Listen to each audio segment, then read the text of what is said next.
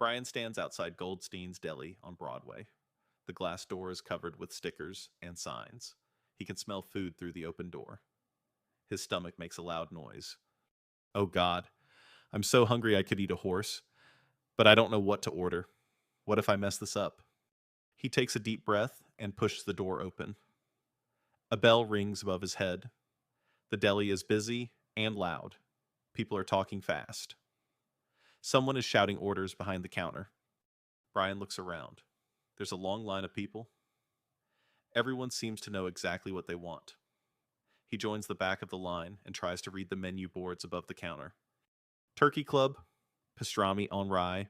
What's pastrami? And what's rye? There's so many choices. The line moves fast. Too fast. Brian feels his heart beating faster. A woman in front of him orders quickly. Now it's Brian's turn. The deli worker is a big man with a white apron. He looks at Brian and waits. Um, well? I'm not sure. What do you recommend? Oh, sorry. I'll have, a sandwich? Turkey sounds good. Yes, turkey. Bread? Oh, normal bread? White bread is fine. Yes, please. I I don't know. What's good? The worker stops cutting and looks at Brian. People behind Brian start making annoyed sounds. Sorry. Sorry. Um American cheese. That sounds American. Both? Yes, both of those two. The worker makes the sandwich quickly. His hands move so fast Brian can barely follow.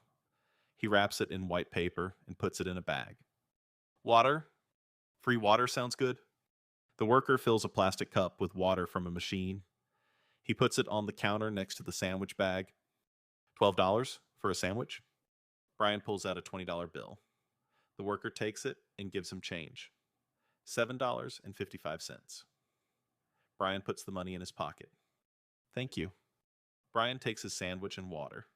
He looks around for a place to sit. The deli is crowded. Every table is full. He sees one empty chair at a small table where an old man is reading a newspaper. Excuse me, is this seat taken? Brian sits down and unwraps his sandwich.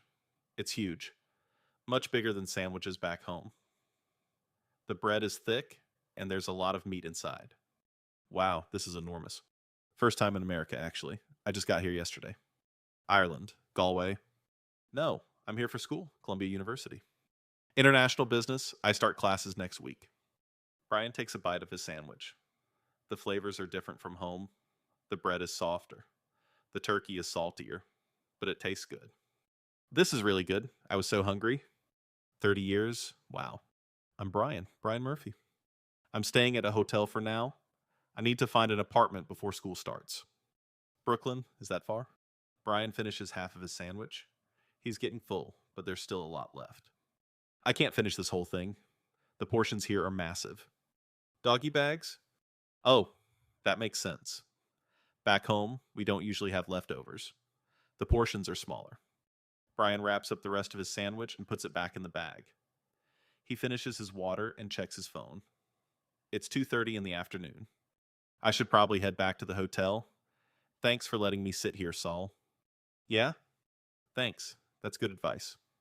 Brian stands up and picks up his bag with the leftover sandwich. He waves goodbye to Saul and walks toward the door. The deli is still busy with the afternoon crowd. Outside on the street, Brian looks around. He needs to get back to the hotel, but he's not sure which direction he came from. All the streets look the same. Tall buildings everywhere. Okay, I came from that way, or was it that way? He pulls out his phone and opens the map app Jessica showed him yesterday. He types in his hotel name. The app shows he's 6 blocks away. 6 blocks. That's not too far. I can walk it. Brian starts walking.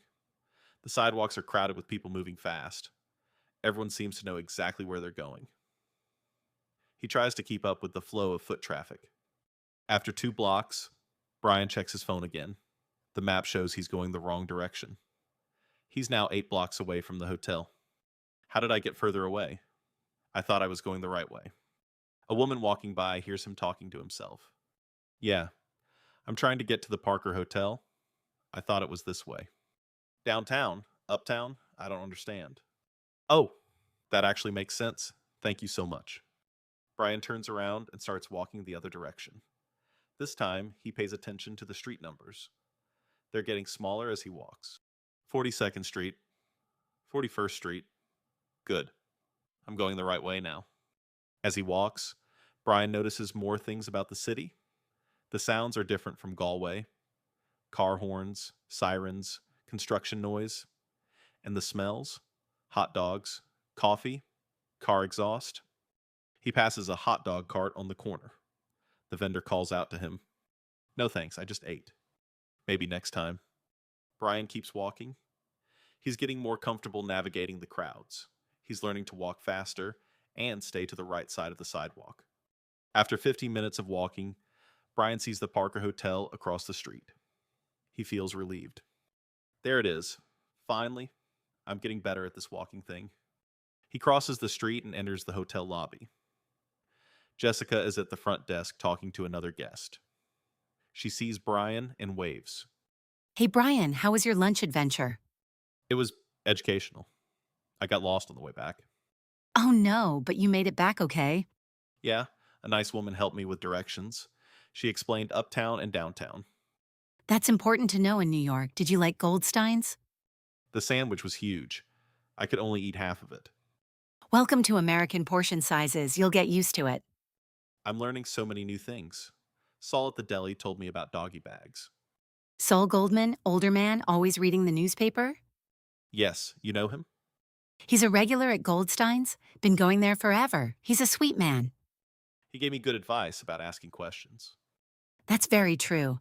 New Yorkers have a reputation for being rude, but most people will help if you ask nicely. Brian holds up the bag with his leftover sandwich. So, I can really eat this later?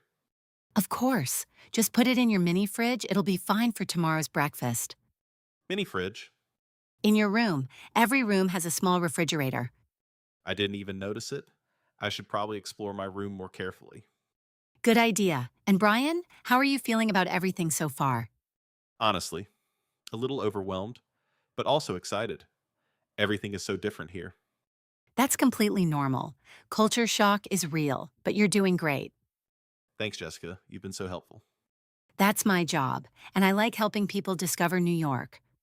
Brian heads toward the elevator with his leftover sandwich.